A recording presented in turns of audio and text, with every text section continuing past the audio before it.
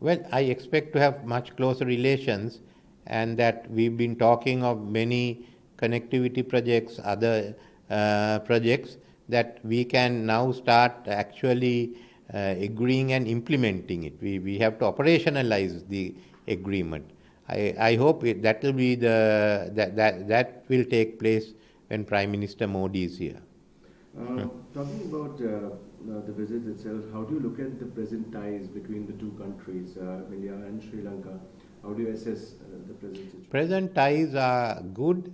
It's been close. We acknowledge the help that was given to us during the financial crisis, but it has to be closer, and we have to now have practical projects to put it into effect.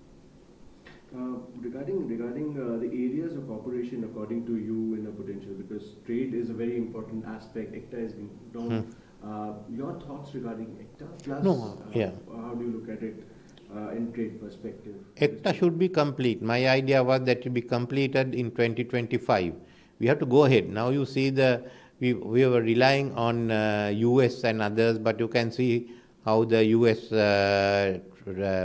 trade policies are now. US as a market will not be that opened. We don't know what will happen with EU because we are depending solely on these for our apparel markets. So first is that we have to complete this agreement and sign it this year. Then thereafter we've already signed an agreement with Singapore and with Thailand. We have to operationalize them and then enter into other agreements, especially with the RCEP. We have to have a new trading policy. While we don't abandon what we have, we go into the new area. But that also requires new products. Apparel alone may not be enough because many of them are apparel manufacturing companies. What are the areas, sectors which both countries can explore, the potential areas?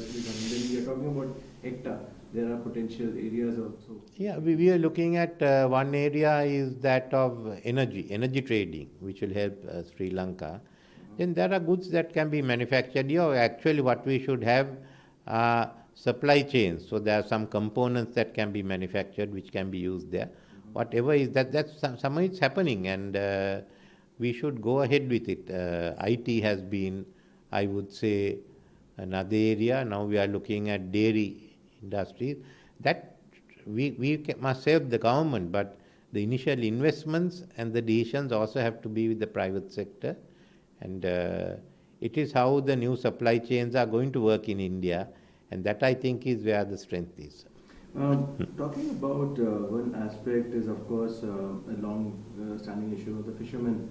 How do you look at it that both countries can resolve this issue? What's your take in this regard, Excellency? Well, this is actually an area for the Sri Lankan fishermen.